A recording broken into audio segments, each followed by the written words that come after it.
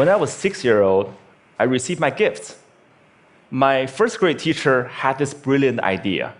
She wanted us to experience receiving gifts, but also learning the virtue of complimenting each other. So she had all of us come to the front of the classroom, and she bought all of us gifts and stacked them in the corner. And she said, why don't we just stand here and compliment each other? If you hear your name called, go and pick up your gifts and sit down. What a wonderful idea, right? What could go wrong?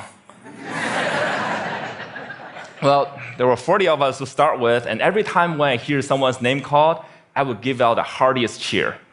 And then there were 20 people left, and 10 people left, and 5 left, and 3 left. I was one of them. And the compliments stopped. Well, at that moment, I was crying, and the teacher was freaking out. And she was like, hey, would anyone say anything nice about these people? No one? Okay, why don't you go get your gift and sit down, so behave next year, someone might say something nice about you. Well, as I'm describing this to you, you probably know I remember this really well. But I don't know who felt worse that day. Was that me or the teacher?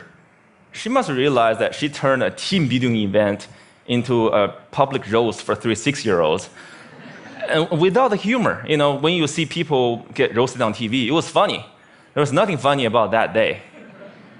So that was one version of me, and I would die to avoid being in that situation again, to get rejected in public again. That's one version. Then fast forward 8 years, Bill Gates came to my hometown, Beijing, China, to speak, and I saw his message. I fell in love with that guy.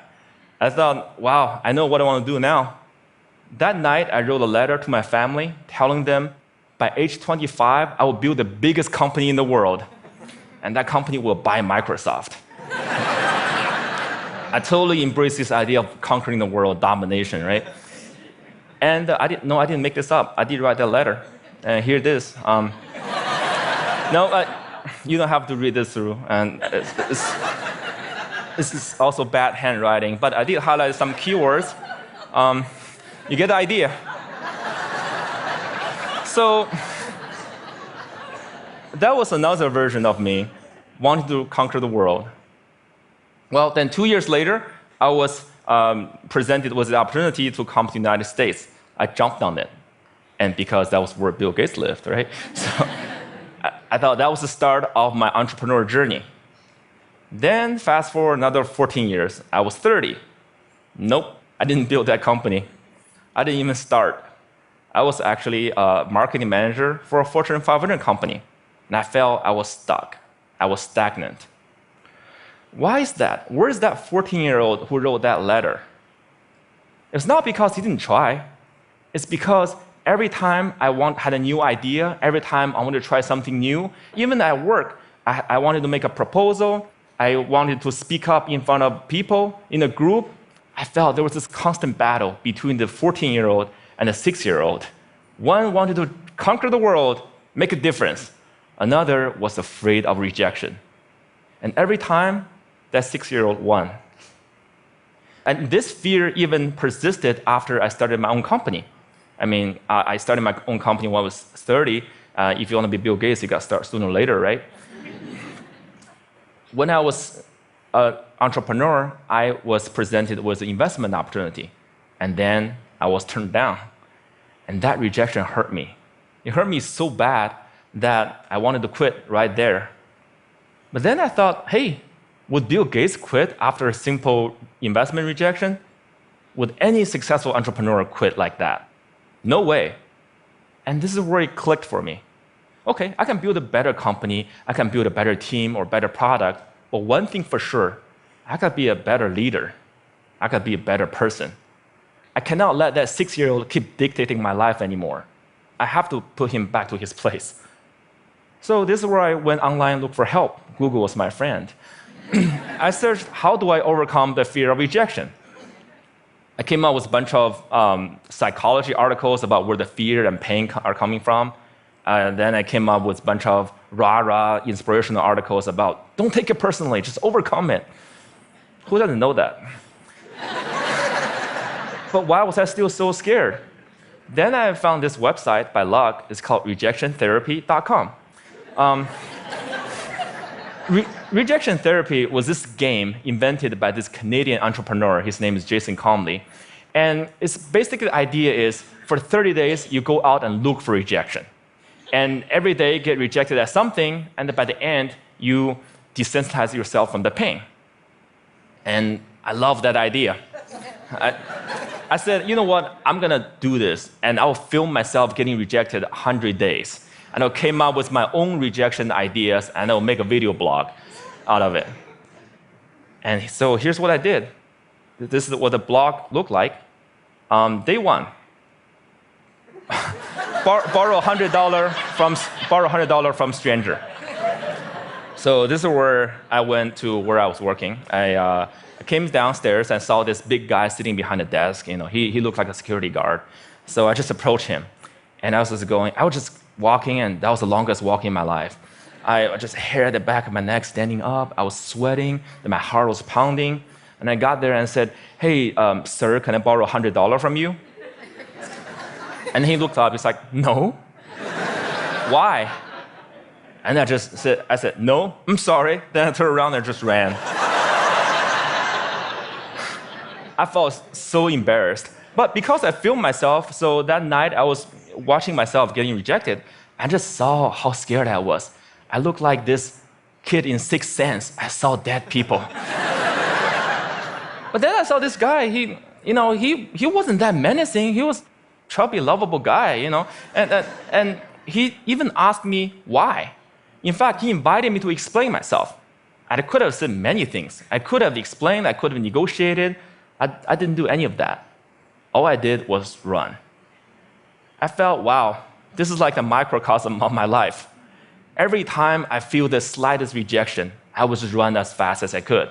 And you know what? The next day, no matter what happens, I'm not gonna run.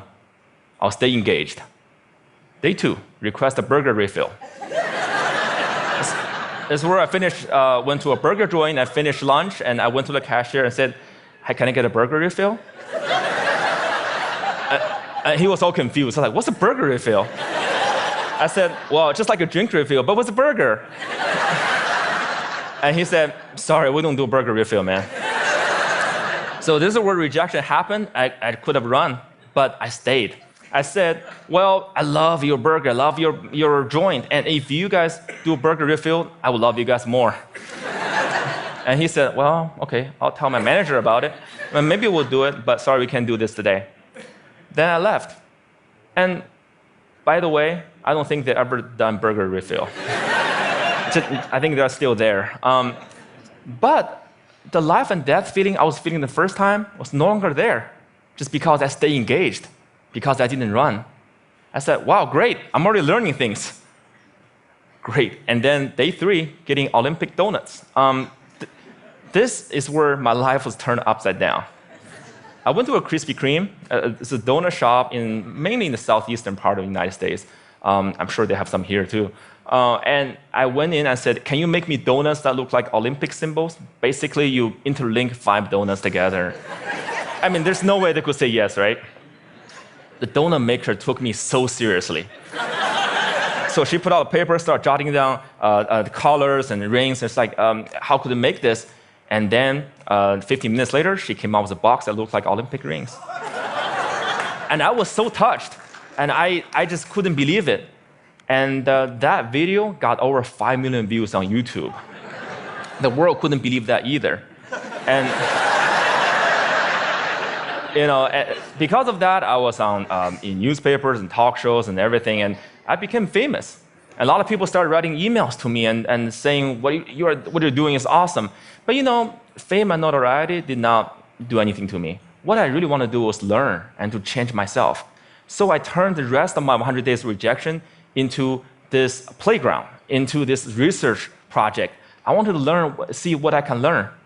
And then I learned a lot of things. I discovered so many secrets. For example, I found if I just don't run, if I got rejected, I could actually turn a no into a yes. And the magic word is why. So one day, I went to a stranger's house, had this flower in my hand, and I said, knocked on the door, I said, "Hey, can I plant this flower in your backyard?" and he said no. But before he could leave, I said, hey, can I know why?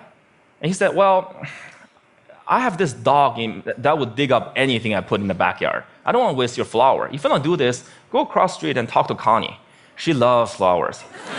So that's what I did. I went across and knocked on Connie's door, and she was so happy to see me. And then half an hour later, there's this flower in Connie's backyard. I'm sure it looks better now. But had I left after the initial rejection, I would have thought, well, it's because the guy didn't trust me, it's because I was crazy, because I didn't dress up well, I didn't look good. It was none of those. It was because what I offered did not fit what he wanted. And he trusted me enough to offer me a referral, using a sales term. I converted that referral. Then one day, I also learned that I can actually say certain things and maximize my chance to get a yes. So for example, one day I went to a Starbucks and asked the manager, hey, can I be a Starbucks greeter? He's like, what's a Starbucks greeter?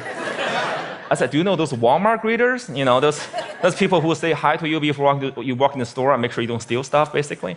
And I want to give a Walmart experience to Starbucks customers. Well, I'm not sure that's a good thing, actually. Actually, I'm pretty sure it's a bad thing. And he was like, oh, yeah, this is how he looked. His name is Eric. He's like, I'm not sure. This is how he was hearing me. I'm not sure. Then I asked him, is that weird? He's like, yeah, it's really weird, man. But as soon as he said that, his whole demeanor changed. It's as if he's putting all the doubt on the floor. And he said, yeah, you can do this, and just don't get too weird. So for the next hour, I was the Starbucks greeter. I said hi to every customer that walked in and give them holiday cheers. By the way, I don't know what your career trajectory is. Don't be a greeter.